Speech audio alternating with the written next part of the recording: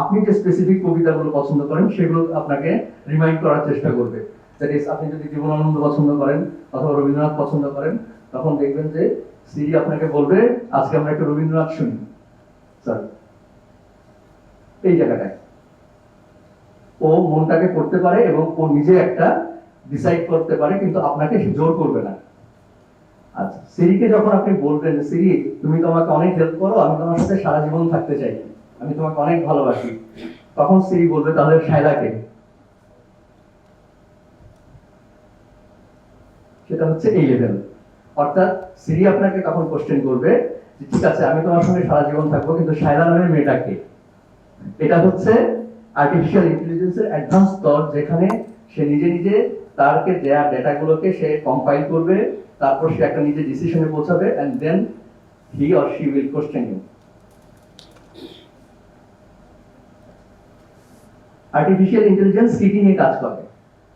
Mainly আমরা এখন যেগুলো নিয়ে কাজ করি তার মধ্যে একটা বড় কাজ হচ্ছে image recognition, speech recognition, searching, data analysis, NLU, এটা একটা ন্যাচারাল ল্যাঙ্গুয়েজের একটা ইউনিট, আর হচ্ছে ডিসিশন প্রসেস, প্রেডিকশন এবং আন্ডারস্ট্যান্ডিং। এই কয়টা জিনিস নিয়ে সে কাজ করে। তার মধ্যে ইমেজ রিকগনিশনটা আপনারা জানেন যে আপনারা অনেক সময় দেখবেন যে ফোনে বা এই যে ই পাসপোর্ট দিয়ে ইগেট দিয়ে যদি কখনো অতিক্রম করেন, দেখবেন যে ওইসব এয়ারপোর্টে আপনাকে আর কোনো কিছু করতে হয় না, বা কোনো ওখানে কোনো ইমিগ্রেশন অফিসার থাকে না। You just show your face, you scan the passport and you get to go. ওই রকম কিছু ব্যাপার আছে। আমরা কি কাজ করি ইউনিভার্সিটি অফ টরন্টোতে? আমরা এই কাজগুলো মোটামুটি করি যেগুলো এখন আর কি খুব ট্রেন্ডিং। একটা হচ্ছে এই যে এরকম হিস্টোপ্যাথোলজিক্যাল ডায়াগনোসিস, জিন সিকোয়েন্স, তারপর টেক্সট ডাটা, এগুলো আছে। এই তিনটা কাজ আমরা মেইনলি করি with help of electronic health record, clinical data and sensor data. তো এই ডাটাগুলোর মধ্যে দুইটা ভাগ আছে, একটা হচ্ছে স্ট্রাকচারড, একটা আনস্ট্রাকচারড। তো আমরা একটা দেখি স্ট্রাকচারড কোনগুলো। স্ট্রাকচার ডাটা হচ্ছে যেমন আমার এই ইলেকট্রনিক হেলথ রেকর্ড, এটা একদম স্ট্রাকচার করা থাকে এবং এই ডাটাগুলোকে আপনি সরাসরি ব্যবহার করতে পারবেন। ইমেজ বা এই যে হিস্টোপ্যাথোলজিক্যাল স্লাইড, এগুলো যেগুলো আছে এগুলো আসলে আনস্ট্রাকচার ডাটা, অর্থাৎ এগুলোকে আবার আপনাকে কম্পাইল করে স্ক্রুটিনি করে তারপরে মেশিনকে দিলে ও বলতে পারবে যে হুইচ ওয়ান ইজ মানে ফার্স্ট স্টেজ কার্সিনোমা অথবা সেকেন্ড স্টেজ কার্সিনোমা। এরকম আমরা জিন সিকোয়েন্সিং করি, এগুলো নেওয়া হয় মেইনলি ইলেকট্রনিক হেলথ রেকর্ড থেকে, ক্লিনিক্যাল ডাটা থেকে। ক্লিনিক্যাল ডাটার দুইটা টাইপ, যদি এটা র্যান্ডমাইজড কন্ট্রোল ট্রায়াল হয় বা আরো ওই ধরনের কাজ হয় তাহলে ওই ডাটাগুলো একটা স্ট্রাকচারড ওয়েতে আসে। কিন্তু যদি আমরা যেমন ক্রস সেকশনাল একটা স্টাডি করলাম, একটা এপিডেমিওলজিক্যাল এক্সপেরিমেন্ট করলাম, তখন দেখা যাবে যে ওই ডাটাগুলো ডিসক্রিট ডাটা হয়। আর সেন্সর ডাটা আপনারা জানেন অনেকে ব্যবহার করেন, যে স্যামসাং যেমন ফিটবিট আছে, এই ধরনের ডিভাইস দেওয়া থাকে, অথবা আপনার হার্টে যেমন সেন্সর লাগানো থাকে, অথবা হার্টবিটের জন্য মাপার জন্য সেন্সর দেওয়া থাকে, ব্লাড গ্লুকোজ মনিটর থাকে। এগুলো থেকে আমরা যে ডাটাগুলো পাই দোজ আর মেইনলি আনস্ট্রাকচারড। যদি স্পেসিফিক কোনো প্রোগ্রামের কারণে আমি যেমন দেখতে চাচ্ছি যে তার ব্লাড গ্লুকোজ লেভেল প্রতিদিন কত থাকছে, এইটা আমি 1 মাস ধরে মনিটর করব, তারপরে তার আমি ব্লাডের যে সুগারের জন্য যে ওষুধটা দেওয়া যাবে সেটা আমি অ্যাডজাস্ট করব, তাহলে তখন এটা স্ট্রাকচার ডাটাতে পড়বে। মেইনলি যে কাজগুলো আমরা করি এই তিনটা জায়গায় করি, এবং এটা mainly is revolve around oncological practice and research. তো একটা হচ্ছে ডায়াগনোসিস, এই কটা স্টেজ আছে, যেমন এটা ব্রেস্ট ক্যান্সারের, এটা এমআরআই, এখানে ultrasonogram and other things, screening, তারপর থেরাপিউটিক এবং প্রগনোসিস। তো আমরা কি করি, যেমন ধরেন আমার যিনি হিস্টোপ্যাথোলজিস্ট উনি হয়তো সারা জীবনে 8,000, 10,000 বা সর্বোচ্চ 20,000 স্লাইড দেখছেন, কিন্তু আমার কম্পিউটারকে আমি মিলিয়নস অফ স্লাইড দিয়ে দিতে পারি, অর্থাৎ মিলিয়নস অফ স্লাইড তাকে শেখানো হলো, তারপর আমরা আবার এটা রিভিউ করি যে সে আসলে উত্তর দিতে পারে কিনা। অর্থাৎ স্লাইড একটা অননোন একটা স্লাইড দিলে ওই যে 1 মিলিয়ন স্লাইডটাকে দেওয়া হয়েছে ওখান থেকে সে রিড করে অরিজিনালটা বলতে পারে কিনা। এইভাবে আমরা হিস্টোপ্যাথোলজিক্যাল ডায়াগনোসিস টেস্ট করে দেখছি machine can say 92 to 96% accuracy দিয়ে বলতে পারে যে অ্যাকচুয়ালি এটা কোন টাইপের বা কি। এটা একটা বড় জিনিস।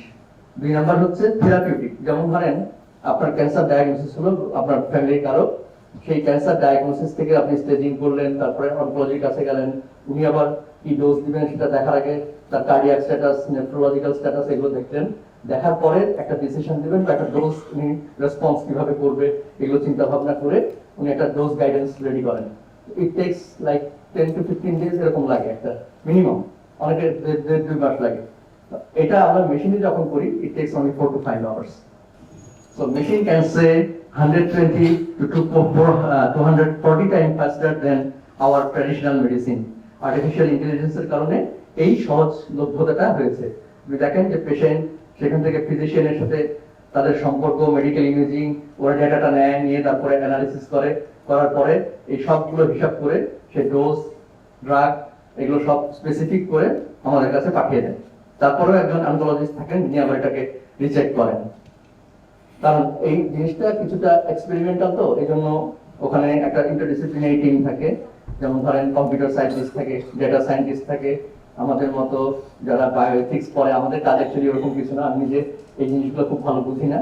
তবে আমরা যেটা করি যে we ensure the law and privacy and protection of data of the patient, that is regulatory affairs, এটা আমরা নিয়ন্ত্রণ করি। তো এই কাজগুলো আমার মেশিন করে দেয়। এখন মোটের উপর কি কি কাজ করে, এই সবগুলো যে একদম 100% সাফল্য আসছে বা আমরা যে খুব এটাতে পুলকিত হয়েছি এরকম না, বাট আমরা অনেক ক্ষেত্রে এটা সাফল্য পেয়েছি এবং ভবিষ্যতে এটার উপর কাজ অব্যাহত থাকবে। পৃথিবীর বিভিন্ন দেশে কাজ হচ্ছে, আমাদের পার্শ্ববর্তী দেশ ভারতেও অলরেডি তারা একটা বিরাট মার্কেট তৈরি করেছে। আর্টিফিশিয়াল ইন্টেলিজেন্স বেসড কোম্পানিগুলো হেলথ কেয়ারে তারা এসছে, তারা ইনভেস্ট করছে। In next 10 to 15 years, there will be $188 billion investment in AI industry. আমরা মেইন যে কাজগুলো করি এই that is normal health care বা আমাদের এই যে নন কমিউনিকেবল ডিজিজ এসবের ক্ষেত্রে আমরা যেটা মেইনলি দেখি, এক ধরনের প্রেডিক্টিভ অ্যানালাইসিস করা যায়, এটা ইনফেকশনাস ডিজিজের ক্ষেত্রে পাওয়া যায়। মেডিকেল ইমেজ অ্যানালাইসিস করি আমরা এবং ক্লিনিক্যাল ডিসিশনে সাপোর্ট দিই কিভাবে, ওই যে বললাম 4 থেকে 5 ঘন্টায় আমার মেশিন বলে দেয় যে এই রোগী কোন স্টেজে আছে, তার কি ধরনের ড্রাগ প্রয়োজন, ডোজ কত হতে পারে। পেশেন্ট মনিটরিং করা যায়, অপারেশনাল এফিসিয়েন্সি বাড়ানো যায়, ভার্চুয়াল হেলথ অ্যাসিস্ট্যান্ট বাড়ানো যায়, ন্যাচারাল ল্যাঙ্গুয়েজ প্রসেসিং বাড়ানো যায় এবং পার্সোনালাইজড মেডিসিন। এটা কিভাবে করে, এভরি ইন্ডিভিজুয়ালের যে অসুখটা আছে সেটা আমি এভরি ইন্ডিভিজুয়াল হিসেবে ট্রিট করবো, that's it's called personalised medicine. তো সেজন্য আমার করতে হয় কি, ওই লোকের হেলথ রেকর্ডটা লাগে, তার জিনোমিক অ্যানালাইসিস গুলো লাগে। আমরা সাধারণত হোল জিনোম অ্যানালাইসিস এখন করছি না, because it is very costly. আমরা যেটা করি এক্সোম অ্যানালাইসিস করি, এক্সোম সিকোয়েন্সিং করা যায় এবং তারপরে দেখা যায় যে তার কোথায় কোথায় মানে জেনেটিক ডিফেক্ট গুলো আছে। So there is gene therapy, ওই স্পেসিফিক এরিয়াতে আমরা ডিলিশন করে উই ফিক্স ইট। তো এটা still experimental but it is promising. Public health বা টোটাল হেলথ কেয়ার সেক্টরে অ্যাকচুয়ালি এর অবদানটা কি? এক নম্বর হচ্ছে এপিডেমিক আউটব্রেক বা ফোরকাস্টিং বা প্রেডিক্টিং এর ক্ষেত্রে এই আর্টিফিশিয়াল ইন্টেলিজেন্সকে ইউজ করা হয়। আপনারা দেখবেন যে লাস্ট টাইম যখন কোভিড হলো, অনেকে এরকম অ্যানালাইসিস করছে যে ইউকেতে করা হয়েছে, ইউএসএ তে করা হয়েছে যে এই রেটে যদি আমার ইনফেকশন বাড়তে থাকে তাহলে আমার কতদিনে মর্টালিটি কত হবে, কত মানুষ এফেক্টেড হবে, আমার কি পরিমাণ ভ্যাকসিন লাগবে, এই ধরনের একটা প্রেডিকশন করা যায়। তারপর হচ্ছে ইমেজিং অ্যানালাইসিস, এটা আমরা আগে বলেছি যেটা এটাই আসলে মেইন কাজ আমরা করছি। ট্রিটমেন্ট, ড্রাগ ডিসকভারি একটা মজা আছে, সেটা হচ্ছে যে ড্রাগটা ডেভেলপ করা হচ্ছে প্রত্যেকটা মানুষকে কেন্দ্র করে। মানে আমি একটা কমিউনিটির জন্য ড্রাগ ডেভেলপ করি না, মানে আগে যেটা ছিল ট্র্যাডিশনাল মেডিসিন, যে আপনি এমপিসিলিন বানালেন, এমপিসিলিন দিয়ে যে ধরনের যে কয়টা রোগ চিকিৎসা করা যায়, যত মানুষকে চিকিৎসা করা যায় সেভাবে করা হতো। বাট এখন সিস্টেমটা এবিট ডিফারেন্ট, এটাকে বলে পার্সোনালাইজড মেডিসিন। আপনি একটা ইন্ডিভিজুয়ালের জন্য what are the drugs feasible for him, ওইভাবে আমরা ড্রাগগুলোকে ডেভেলপ করার চেষ্টা করি বেসড অন হিজ জেনোমিক বা এক্সোম সিকোয়েন্স। আচ্ছা, তারপরে আছে মেন্টাল হেলথ। এটা আপনার খুব ইন্টারেস্টিং। এটা মেইনলি শুরু হয়েছে আপনার এই কোভিড পরবর্তী সময়ে, to create resilience among health care professionals, among other professionals অথবা স্টুডেন্টস। তারা যে এই যে একটা ট্রমার মধ্যে দিয়ে গেছে এই 3 বছর বা 2 বছর, সেটাকে আর রেজিলিয়েট করার জন্য তখন দেখা গেছে যে এই ধরনের থেরাপিউটিক চ্যাটবট আছে। আপনি আপনার মেন্টাল সমস্যাগুলো ওকে বলবেন, ও আবার ঠিক ওখানে কোশ্চেন বা ওই ধরনের সিকোয়েন্স করা আছে, ওইভাবে আপনাকে জবাব দিবে বা আপনাকে কাউন্সেলিং করবে অথবা আপনাকে ভরসা দিবে বা আপনাকে বলবে যে তুমি এখন যে পর্যায়ে আছো it is not only for counselling, তোমাকে মেডিকেশনে যেতে হবে, এই ধরনের আইডিয়া দেয়। প্যাটার্ন রিকগনিশন এবং identification monitoring. At the same time policy লেভেলে এই 3টা কাজ হয়, যে simulation of the health policy, এটা তারা আর্টিফিশিয়াল ইন্টেলিজেন্সে বলে দেয় যে আমি যেমন ভ্যাকসিন সারা বাংলাদেশে দিতে চাই, তাহলে ডিভিশন থেকে ডিস্ট্রিক্ট হয়ে উপজেলা হয়ে সেই চরাঞ্চল পর্যন্ত বা পাহাড়ি অঞ্চল পর্যন্ত কিভাবে এটাকে সার্কুলেট করা যাবে, এটা একদম ওই সিস্টেমটা বা ওই চেইনটা, সাপ্লাই চেইনটা, এটা এআই কিন্তু রেডি করে দেয়।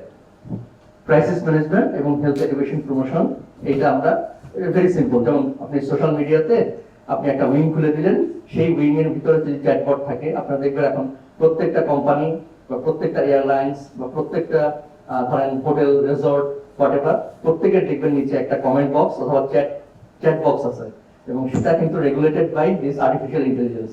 মানে আপনি কি বলছেন ওটার উপর ভিত্তি করে কিন্তু ও অ্যাকুরেট অ্যান্সার দেওয়ার চেষ্টা করে। তার আগে ও আবার জিজ্ঞেস করে নেয় যে আপনি যে কোশ্চেনটা করছেন সেটা এরকম কিনা, মানে আপনার কোশ্চেনটা আমি বুঝতে পারছি কিনা, ও আবার শিওর হয়ে নেয়, তারপরে ও অ্যান্সারটা দেয়। এখানে কিছু রেফারেন্স আছে, আপনারা যদি কেউ ইন্টারেস্টেড হন তাহলে আর্টিফিশিয়াল ইন্টেলিজেন্সের উপরে এখানে দুই একটা লেখা পড়তে পারেন যে how it works in current situation and what are the prospect, what are the flaws. এখন আমরা বলবো যে এই যে উপকারগুলো আছে এর পিছনে অপকারগুলো কি। মেইন কনসার্ন হচ্ছে যে এই হিউজ অ্যামাউন্ট অফ ডেটা যে আমরা কালেক্ট করি, বিগ ডেটা, লাইক আপনারা যেমন ফোনে ইউজ করেন লাইক মেগাবাইট গিগাবাইট, আমরা ওখানে ইউজ করি 10 to the power 25, 10 to the power 35 এরকম, টেরাবাইট তার উপরেও আছে এরকম। ওই ধরনের ডেটাগুলো জমা হয়, বিভিন্ন জায়গা থেকে এই ডেটাগুলো আসে। তো এই ডেটাগুলো তো আপনার পার্সোনাল। আমি এটা যখন ইউজ করব, there should be some ethical guidelines অথবা প্রোটেকশন উইথ লজ, এই ধরনের কিছু জিনিস থাকে। ওইটা নিয়ে আমরা বেশি কনসার্ন। যেমন ধরেন বিদেশে যেটা হয়, যদি এরকম হয় যে আপনার ফ্যামিলিতে ব্রেস্ট ক্যান্সারের হিস্ট্রি আছে, আপনি BRCA1 বা BRCA2 জিন পজিটিভ, এই খবরটা যদি ইন্স্যুরেন্স কোম্পানির কাছে কোনো মতে লিক আউট হয়, আপনার ইন্স্যুরেন্সের প্রিমিয়াম হয়ে যাবে কিন্তু 10 গুণ 40 গুণ। So that's a problem for western health care system, যে কোনো ধরনের ডেটা ব্রিচ হলে ইট এফেক্টস দ্য ইন্ডিভিজুয়াল অথবা দ্য কমিউনিটি। যদি এরকম হয় যে কোনো একটা পরীক্ষায় দেখা গেল ব্ল্যাক আমেরিকান কমিউনিটিতে এই ডিজিজটা প্রিভেলেন্স, তাহলে যেটা হবে মেডিকেড হয়তো বলে দিতে পারে, মানে ওদের যে ইন্স্যুরেন্স সিস্টেম বলে দিতে পারে যে will not support this treatment for this community. তো দিস আর দ্য প্রবলেম, মানে দিস আর এথিক্যালি প্রবলেমেটিক। এই ধরনের ক্ষেত্রে ডেটা ব্রিচ হলে এই সমস্যাগুলো হয়। আরেকটা সমস্যা যেটা হয় আইডেন্টিটি থেফট, এটা আমরা হয়তো এখানে অনেকে শিকার হয়েছে। আপনারা দেখেন তো ফোনে একটা ওটিপি চায়, ম্যাডাম আপনার ওটিপিটা একটু বলেন, তারপর আপনি আবার ওটা দিয়ে দিলেন, যার পর দেখা গেল যে আপনার বিকাশ থেকে টাকা নিয়ে চলে গেছে। তো ওই সেম স্ট্রাকচারে artificial intelligence might affect your identity. এই জিনিসগুলো হয়। আর একটা যেটা যে ইউরোপ অথবা ইউএসএ অথবা ইউকে, ওরা অলরেডি ডেটা প্রোটেকশনের জন্য কিছু ল তৈরি করেছে। দ্যাট ইজ আপনার যে ডেটা, হেলথ ডেটা, এটা আপনার জিপির কাছে যাবে, সে দেখতে পারবে। জিপি যখন স্পেশালিস্টকে রেফার করবে, এই ডেটাগুলো অটোমেটিক ওখানে ট্রান্সফার হয়ে যাবে, হি ক্যান সি এভরিথিং।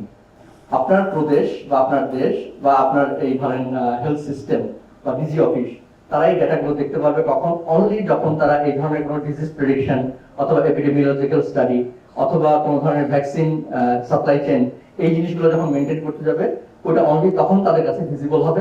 তাছাড়া ওই ডেটাগুলো তারা ইউজ করতে পারবে না। এরকম কিছু প্রোটেক্টিভ ব্যারিয়ার্স আছে যেটা দিয়ে আমরা মানুষের ডেটাগুলোকে সেভ করার চেষ্টা করি। নেক্সট যেটা, যে কম্পিউটার ইটসেলফ একটা প্রবলেম। কিরকম?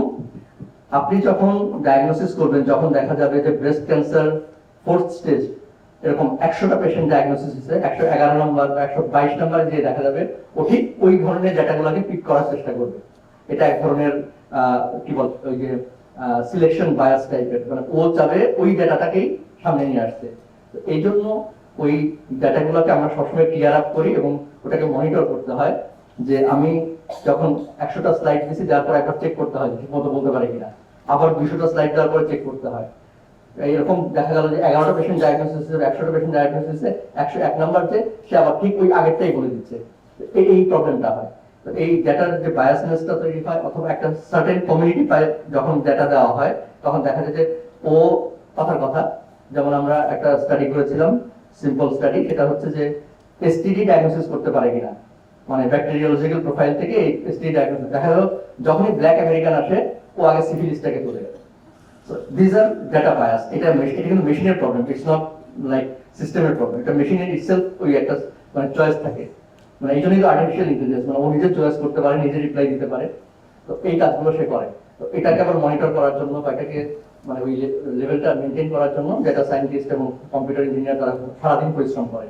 আমরা অ্যাকচুয়ালি ব্যাক এন্ডে থাকি, আমাদের ভূমিকা খুব কম, শুধু প্রোটেকশন অফ দ্য ডেটা অথবা লজ দেখা, রেগুলেটর এগুলো দেখা, ওরা মেনলি এই কাজটা করে। আর একটা ক্লজ আছে, সেটা হচ্ছে যে আমি যখন এই জিনিসটাকে ইমপ্লিমেন্ট করতে যাব, আমার initial investment is a big thing.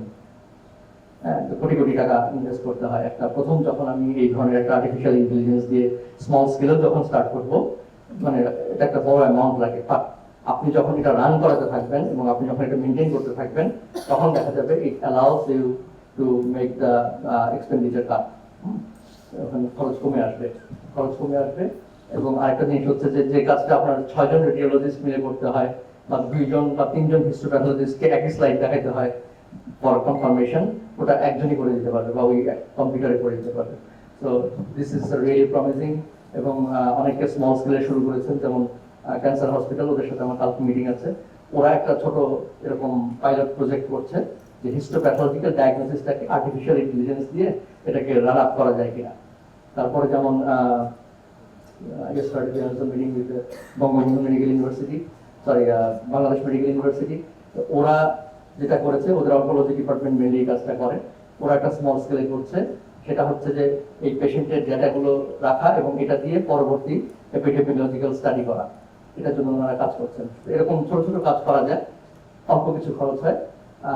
মানে আপনার যদি এরকম হয় যে শুধু আপনারা এই 8 দিন উইমেন্স মেডিকেল একটা হেলথ ডাটা বেস তৈরি করবেন অনলি ফর ক্যান্সার পেশেন্ট, অথবা আপনাদের এখানে ম্যাটারনাল চাইল্ডটা খুব মানে ওয়াইডলি নোন, ওখানে যদি আপনারা মর্টালিটি রেট দেখেন যে এনআইসিইউতে কোন চাইল্ডগুলো ঢুকে এবং ঠিক মর্টালিটি কিভাবে প্রেডিক্ট করা যায়, that is what are the factors responsible for mortality in the NICU. এটা আপনারা ডেটা যখন তৈরি হয়ে যাবে, দে ক্যান প্রেডিক্ট, আপনাকে বলে দিবে যে এই জিনিসটা খেয়াল করবেন। লাইক যেমন বলে দিল যে যে সকল বাচ্চারা এনআইসিইউতে অ্যাডমিট হওয়ার পরে রেসপিরেটরি ট্র্যাক্ট ইনফেকশন থেকে আলটিমেটলি সেপসিসে টার্ন করে, they have more mortalities than others. এরকম প্রেডিকশন তারা দিয়ে দিবে আপনাকে। তো this much for today, thank you very much. আর আমার ব্যক্তিগত কৃতজ্ঞতা প্রফেসর শামিমা ম্যাডাম, উনি অনেকদিন আমার সহকর্মী ছিলেন, আমার বড় বোনের মতো। উনি আমন্ত্রণ জানিয়েছেন, তো উনি আমন্ত্রণ জানলে একটা আমরা ফেলতে পারি না। আর প্রফেসর ওমর ফারুক, উনি আমাদের বড় ভাই, আমি যখন এমফিল কোর্সে ছিলাম ওনারা অলরেডি পাস আউট। তো আর অনেকে আছেন যারা আমার সহকর্মী ছিলেন বা আমি যখন এমফিল করছিলাম তখন তারা ছিলেন। আপনাদের সকলের প্রতি কৃতজ্ঞতা আমাকে আমন্ত্রণ জানার জন্য। ধন্যবাদ ম্যাডাম। আসলে নুরুন নবীর সাথে আমার পরিচয় হচ্ছে 2004, আজ থেকে কত বছর আগে। আমি যখন জীবনের প্রথম ঢাকায় আসলাম, তার আগে আমি অলওয়েজ পেরিফেরিতে ছিলাম। তো ঢাকা মেডিকেলে আমার পোস্টিং অ্যানাটমিতে। স্যারও তখন ওমর ফারুক স্যারও তখন ছিলেন। ওমর ফারুক স্যার ছিল সিনিয়র স্টুডেন্ট আর নুরুন নবী ছিল জুনিয়র স্টুডেন্ট। তো আমি যখন লেকচার হিসেবে জয়েন করি, ঢাকা মেডিকেলের স্টুডেন্ট পড়াচ্ছি অ্যানাটমি। তো প্রথম দিকে আমি খুবই ভয় পেতাম, ওকে সাথে নিয়ে নিয়ে আমি ক্লাসে যেতাম, বিকজ আমার ডিসেকশন হলগুলোতে যেও ভয় লাগতো, প্লাস হচ্ছে এই ভিসেরা, তারপরে এই স্টুডেন্টরা এত কোশ্চেন করতো, এত কিছু জানতে চাইতো। আমি বলতাম তুমি আমার সাথে সাথে যাওয়া, প্রথম দিকে আমাকে তুমি মানে সাথ দিবা। তো সেই যে আমাদের পথ চলা শুরু হয়েছিল, আমার ছোটো ভাই তখন সে খুবই মানে কি বলবো যে আমার তুলনায় সে আমি তাকে সবসময় ছোটো ভাইয়ের মতোই জেনেছি। পরবর্তীতে তো আমার ফ্যামিলির সাথে ওর একটা ভালো রিলেশনশিপ, এবং still we are maintaining that relationship. এবং আমি তখন ও যখন আসছে বাংলাদেশে, আমাকে ফোনে জানাইছে যে আপা আমি বাংলাদেশে, তো আমি শুধু কয়দিন থাকবা। তারপরে আমি ফিরে এসে সাথে সাথে ওকে নক দিয়েছি যে তোমার সাথে একটা সেশন নিতেই হবে। এবং ও অনেক ব্যস্ত, বাংলাদেশে এসে অনেক কাজ করতেছে, স্টিল ও আমাকে যে টাইমটা দিয়েছে, এই জন্য আমি আমার মন থেকে আন্তরিকভাবে তোমাকে ধন্যবাদ জানাতে চাই এবং কৃতজ্ঞতা জানাতে চাই যে তুমি মানে বলার সাথে সাথেই চলে আসছো। তো অসংখ্য ধন্যবাদ তরুণ নবী তোমাকে, ভালো থাকো তুমি। Opinion, sir will answer this question. Artificial intelligence in health. আমি কিছু কমেন্ট করব আর একটা কোশ্চেন, আর তার আগে আমি একটু রিলেভেন্স বলে যাই। University of Toronto, my son actually he is a CSE graduate and then he did masters from University of Manitoba and his topic was AI in health, and he delivered a virtual seminar with University of Toronto also. He worked on how to read X-ray of rheumatoid arthritis by artificial intelligence. So, ওই সুবাদে আমি কিছুটা have come across to this thing. So really, for image reading, it's an excellent tool. Possibly that is the more very much advanced, will advance very fast. To read CT scan, to read MRI, to read X-ray, to read histopathology slide.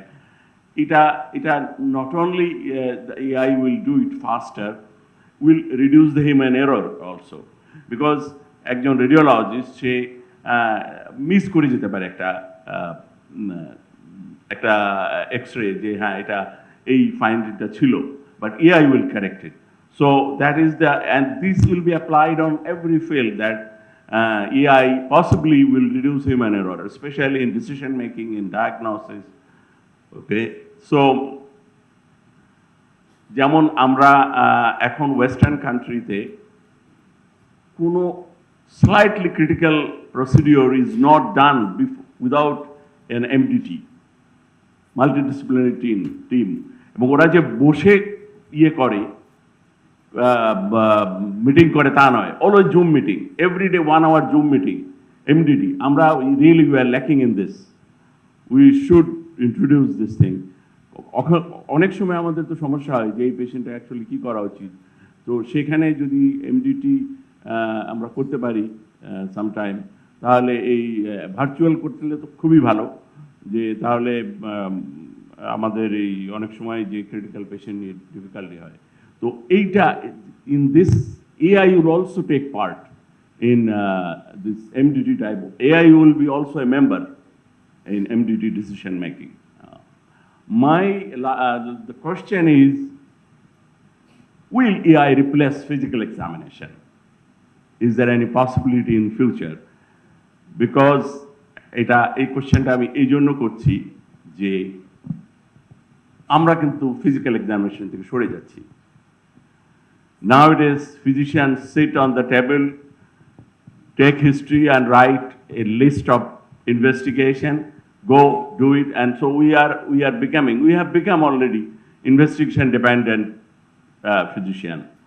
So, for this reason, many diagnoses are missed. If I do not examine the patient, I do not put my hand on the abdomen, if I do not auscultate his chest, many of the things that will remain missed, and investigation will not pick it up, and by that time it will be late. So my last comment is, physical examination possibly will never be replaced by AI. So আমরা জানো AI হোক আর high profile investigation হোক, আমরা যেন physical এক্সামিনেশনকে ভুলে না যাই। Physical examination is still a very, very important parcel of diagnosis in medical science. Thank you very much. Thank you. It's now controversial topic. Actually, এটা তো মেডিসিনে কন্ট্রোভার্সিয়াল টপিক হওয়ার কথা না, কারণ মেডিসিন হচ্ছে একটা হিউম্যানিস্টিক সায়েন্স, এবং আপনার সেখানে আমরা এখন যেমন অনেক জোর দিই আমাদের কারিকুলামে হিউম্যানিটিস যোগ করা হচ্ছে, হাবিজাবি, এগুলো তো আগে থেকে ছিল।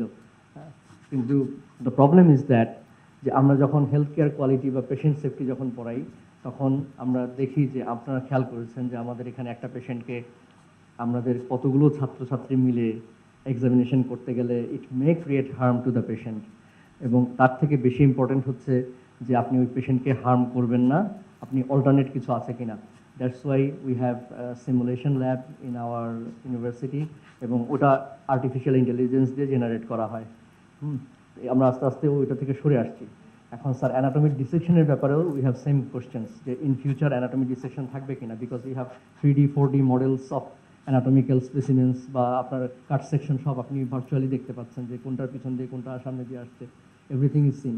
তো তাহলে এই ডিসেকশনের মতো এরকম একটা পুরনো এবং যদিও এটা ট্র্যাডিশনাল, কিন্তু এই ধরনের একটা সিচুয়েশন যখন বডি আমাদের দেশে হয়তো অনেক কালেক্ট হয়, আমরা বেওয়ারিশ লাশ বলি, বিদেশে তো বেওয়ারিশ বলতে কিছু নাই, তো ওদের জন্য এই ধরনের ডোনেশন ছাড়া বডি কালেক্ট করা ভেরি ডিফিকাল্ট। অ্যানাটমি এডুকেশনে বা এই ধরনের মেডিসিন বা এই মেডিকেল এডুকেশনের ক্ষেত্রে এই কোশ্চেনগুলো এখন অ্যারাইজ করতেছে due to innovation of artificial intelligence, যে আমরা যদি ওদেরকে ইউজ করে আমরা এই কাজগুলো করতে পারি, তো why should we go back to those traditional methods. কিন্তু তারপরেও there is a group যারা এটা সবসময় পৃথিবীতে থাকে, there is a group who doesn't allow tradition to মানে কি বলে ফেড আপ। তো তাহলে যেটা হয় যে ওখানেও এক ধরনের গ্রুপ আছে যারা বলেছে যে we may innovate this technologies, but as a humanistic science আমাদের এই হিউম্যান টাচটা, আপনি এটা তো মানে আপনি সিমুলেশনে ওই ডামির উপর প্র্যাকটিস করলে যেটা শিখবেন আর একটা রোগীর পেটে হাত দিয়ে যেটা শিখবেন, those are really qualitatively different.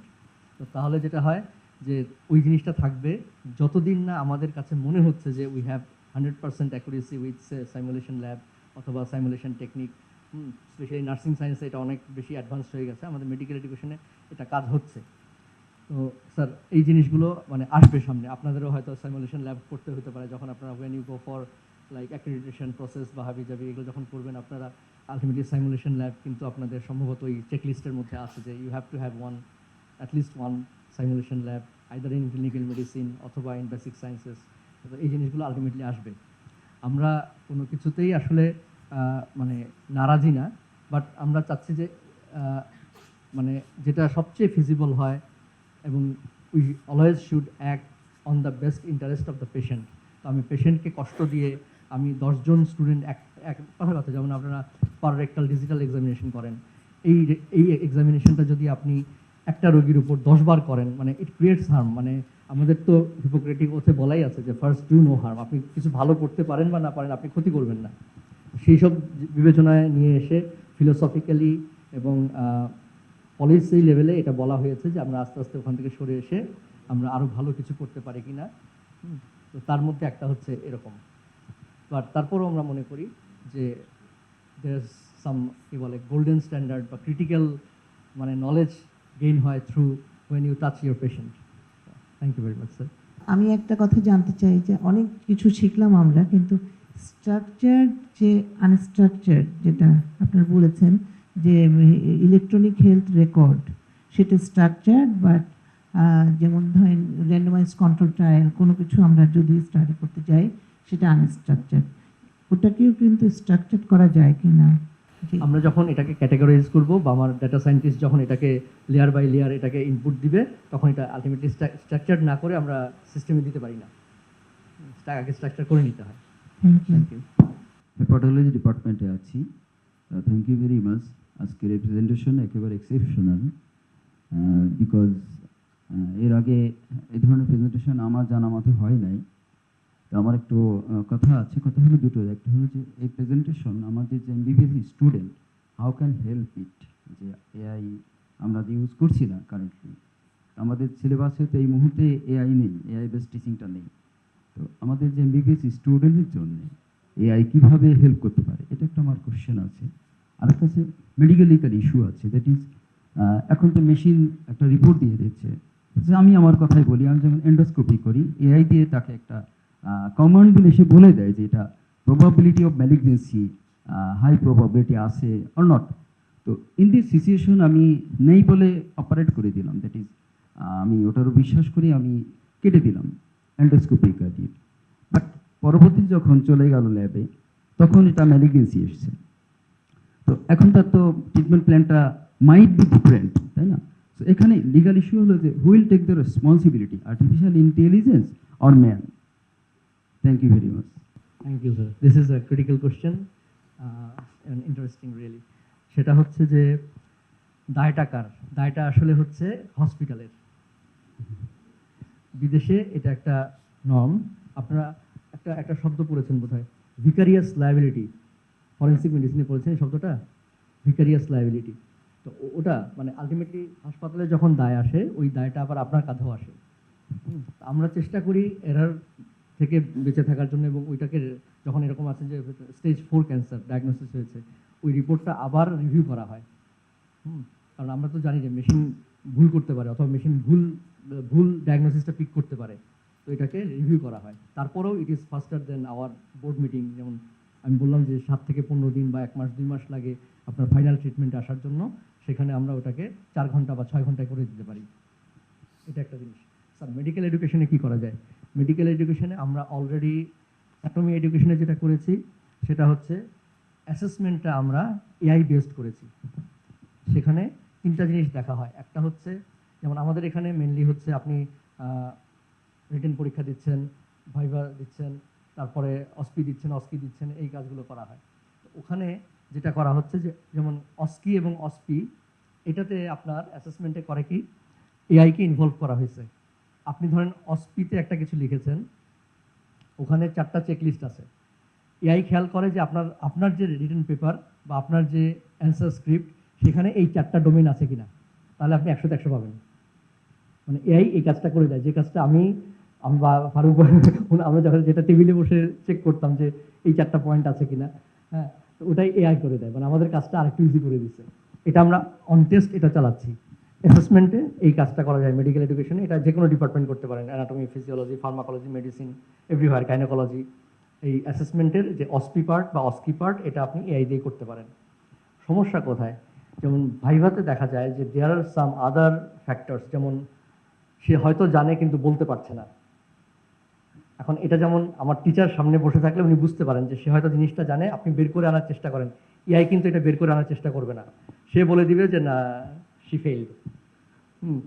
এই ধরনের কিছু ফ্লজ আছে, তো এগুলো আমরা দূর করার চেষ্টা করব। বাট এখন যেটা হচ্ছে স্যার, মেডিকেল এডুকেশনে we use our assessment technique with the help of AI, তাও এটা experimental, but it works. Nice presentation এবং আপডেটেড একটা নলেজ আমরা পেলাম। তবে যতই এআই আসুক, যাই আসুক না কেন, আমাদের কাজ আমাদেরই করতে হবে, আমি যেটা বুঝি আর কি। হ্যাঁ, আমি দেখেছি স্যামুলেশন ল্যাব আমাদেরও আছে, স্যামুলেটর আমাদেরও আছে। ওই স্যামুলেটরে এএলএস ট্রেনিং, বিএলএস ট্রেনিং দিবে, এগুলোর জন্য ওকে ফাইন। রেজা স্যার বললেন না যে এখন ডাক্তাররা কি হচ্ছে ইনভেস্টিগেশন বেসড ফিজিশিয়ান।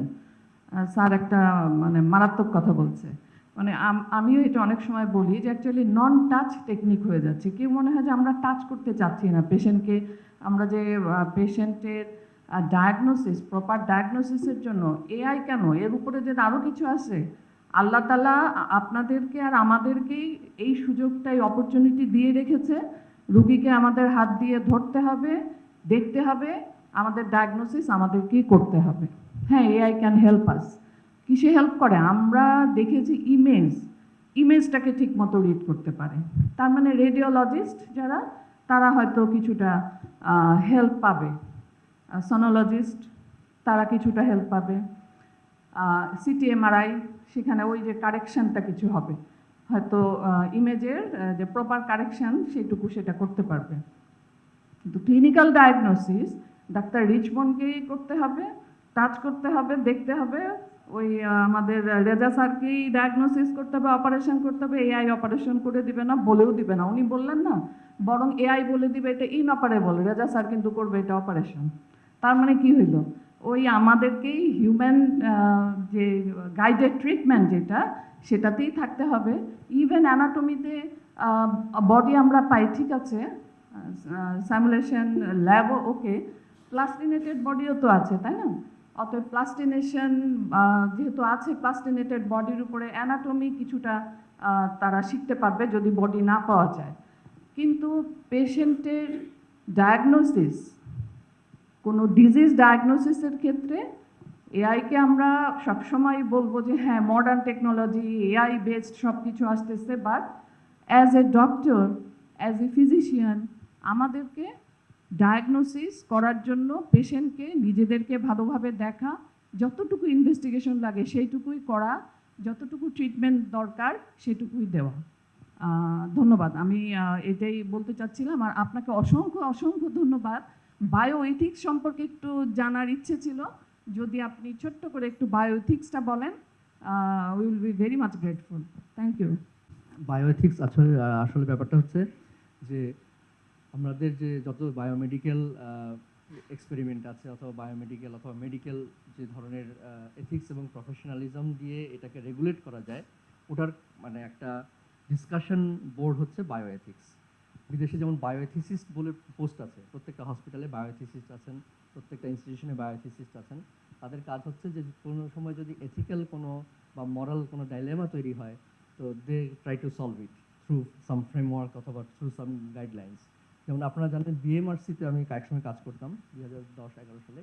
তখন বিএমআরসিতে স্টেম সেল রিসার্চ এবং এই যে আইআরবি বোর্ডগুলো কীভাবে কাজ করবে, এটা নিয়ে একটা গাইডলাইন তৈরির কাজ চলছিল। এখন বোধহয় কমপ্লিট হয়ে গেছে সেটা। তো এই যে গাইডলাইনগুলো থাকে, এটা কিন্তু বায়োএথিসিস্টের কাজ, মানে বিদেশে। আমরা হয়তো এখানে আমাদের এক্সপার্টিস যারা আছে তাদেরকে দিয়ে এই কাজটা করাই। তারপরে যেমন ধরেন জেনেটিক টেকনোলজি, আমি এই স্যাম্পল বায়োব্যাংকে এই স্যাম্পলগুলো কতদিন রাখবো, এই পেশেন্টের ডাটাগুলো আমি কিভাবে সেভ করব, এই যে টেকনিক্যাল বিষয়গুলো at the same time ethical বিষয়গুলো, এগুলো সলভ করে হচ্ছে বায়োএথিক্স। তো এর মধ্যে মেডিকেল এথিক্স আছে। তো মেডিকেল এথিক্সের 4টা নর্ম আছে, মানে প্রিন্সিপাল আছে। যেমন প্রথমটা হচ্ছে পেশেন্টস অটোনমি, অর্থাৎ মানে রোগী যেটা বলবে এটা ফার্স্ট। সে যদি আপনার কাছে ট্রিটমেন্ট নিতে চায় নিবে, যদি বলে যে ডিনাই করে যে না আমি আপনার কাছে ট্রিটমেন্ট নিব না, তাহলে আপনি ট্রিটমেন্ট দিতে পারবেন না। রোগী যদি বলে যে আপনার এই 7টা অপশন, তার মধ্যে আমি এই অপশনটা নিতে চাই, যদিও এটা দেখা যাবে যে খুব ইফেক্টিভ না, কিন্তু আপনাকে ওটাই দিতে হবে যেহেতু রোগী ওটা চয়েস করছেন। তো মেডিকেল সায়েন্সে বা মেডিকেল এথিক্সে এটাকে খুব উপরে রাখা হয়, পেশেন্ট অটোনমি বা পেশেন্টস কনসেন্ট বা পেশেন্টস উইশ। 2 নাম্বার হচ্ছে বেনিফিশিয়েন্স, অর্থাৎ আপনি যা কিছু করার চেষ্টা করবেন that should act on the best interest of the patient, অর্থাৎ রোগীর ভালো করতে যাবেন। কিন্তু তারপরের যেটা নন ম্যালিফিশিয়েন্স, এটা 3 নাম্বার। এটার কাজ হচ্ছে যে আপনি যাই করেন কোনো হার্ম করতে পারবেন না, ভালো করতে না পারেন কিন্তু খারাপ করতে পারবেন না। আর 4 নাম্বার হচ্ছে জাস্টিস। জাস্টিস প্রিন্সিপালটা একটু ইলাবোরেট করা দরকার। জাস্টিসটা কীরকম, যেমন আমরা সরকারি হাসপাতালে দেখছি ভাই যে 2টা বেডের মাঝখানে আমাদের রুগী থাকতো। এটা কিন্তু একটা ভেরি মাচ ইনজাস্টিস, মানে ইন হেলথ কেয়ার, মানে ইন টার্মস অফ বায়োএথিক্স এটা ভেরি মাচ ইনজাস্টিস। আপনি ওই যে আপনার সম্পদ যে 500 রোগীর হাসপাতাল, আপনি সেখানে 800 রোগীর সেবা দিচ্ছেন, আপনি বাহবা নিচ্ছেন, কিন্তু you are doing injustice to that 500 people যারা অ্যাকচুয়ালি এই সুযোগটা পাওয়ার কথা, অ্যাট দ্য সেম টাইম যেগুলো নিচে আছে ওদেরকেও, কারণ ওরা যেটা পাওয়ার কথা ওটা পাচ্ছে না। সো ইউ আর অ্যাকচুয়ালি মানে কি বলে, আপনি বঞ্চিত করতেছেন অন্তত 700 রোগীকে, মানে 500 রোগীর সেবা যেখানে দেওয়ার কথা 700 রোগীকে ট্রিট করে আপনি বাহাবা নিচ্ছেন, কিন্তু you are actually doing injustice to them. আচ্ছা, এটা হচ্ছে মেনলি জাস্টিসের হিসাবে। আরেকটা জাস্টিস কীরকম, যেমন পাবলিক হেলথে আমরা দেখি যে রোগ তো আসলে আমরা ভ্যাকসিন দিই, কিন্তু ভ্যাকসিন এটা যেমন আপনি পার্সোনালি ওইসব দেশে বলে আমি পার্সোনালি নিতে চাই না, কিন্তু পাবলিক হেলথে এটা ইম্পোজ করা হয়, যদিও আপনার কনসেন্ট নাই, এটা ইম্পোজ করা হয় ফর অল। কিন্তু আপনি বলতে পারেন যে আমি ভ্যাকসিন নিব না, আপনাকে ওটা সই আন্ডারটেকিং দিয়ে আপনি বলবেন যে আমি নিব না, আপনাকে কিন্তু ভ্যাকসিন দিবে না। কিন্তু ফর গ্রেটার গুড বা ফর গ্রেটার ইন্টারেস্ট আমরা পাবলিক হেলথে এই জিনিসটাকে বা এই ডিস্ট্রিবিউশনটাকে বা এই জাস্টিসটাকে সবার উপর চাপিয়ে দেই। তো in the case of medical ethics আপনি দেখেন যে পেশেন্ট অটোনমিটা 1 নম্বরে, জাস্টিসটা 4 নম্বরে, কিন্তু পাবলিক হেলথে যখন আসি এই জাস্টিসটা চলে যায় 1 নম্বরে আর পেশেন্ট অটোনমিটা চলে আসে একদম নিচে।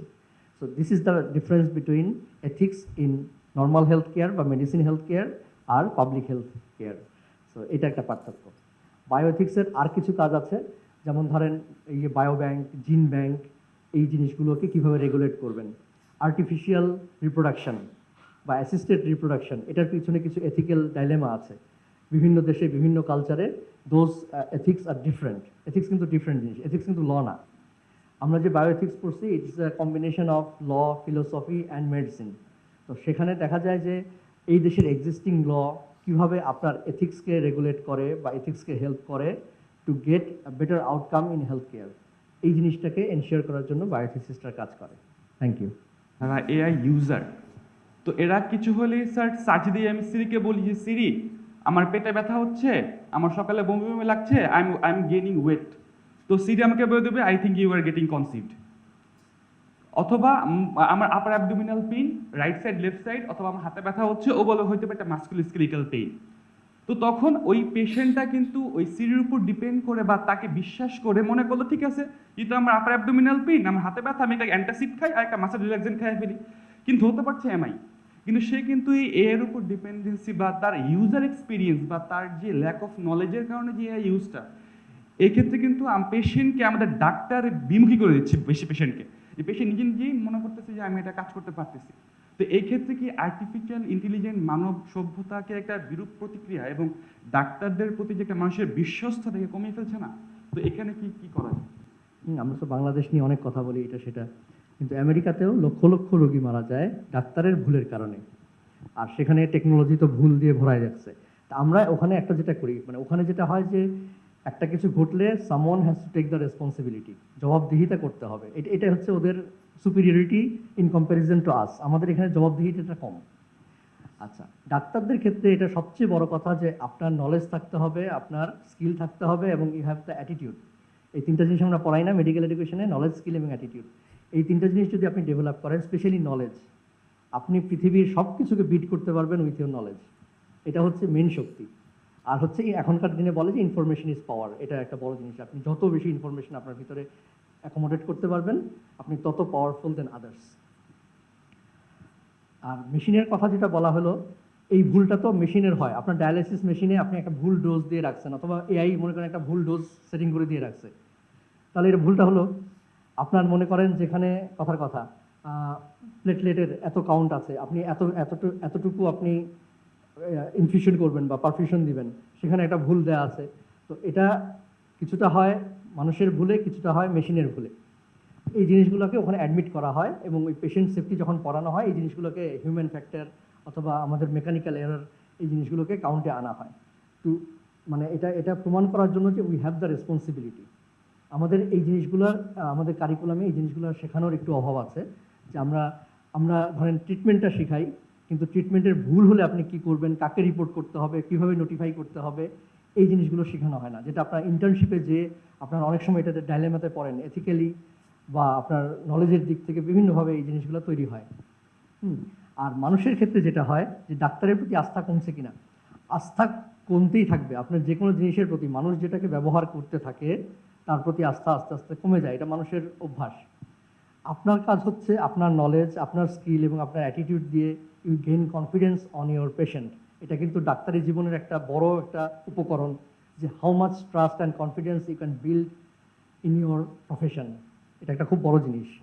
Thank you. ধন্যবাদ স্যারকে তার একটু সুন্দর প্রেজেন্টেশন দেওয়ার জন্য। আমাদের জ্ঞান ম্যাডাম ছিল হচ্ছে এই চ্যাটজিপিটি সার্চ করা পর্যন্তই, কিন্তু এর যে এত ব্যাপক পরিসরে ব্যবহার হতে পারে সেটা আমি জানতাম না। ধন্যবাদ। তো স্যার ধন্যবাদ। এখন স্যার আমাদের সমাপনী বক্তব্যের জন্য আমি দেখে নিচ্ছি প্রিন্সিপাল ম্যাডামকে। We are in shortage of time. Thank you for coming and giving your valuable time to us with the knowledge that you have provided to us. It's a opening gate for lots of us to know about AI. Thank you so much. I'm requesting now DG Madam to give some token of love to our today's speaker, and I'm requesting Shamima Madam to come to the dais, please.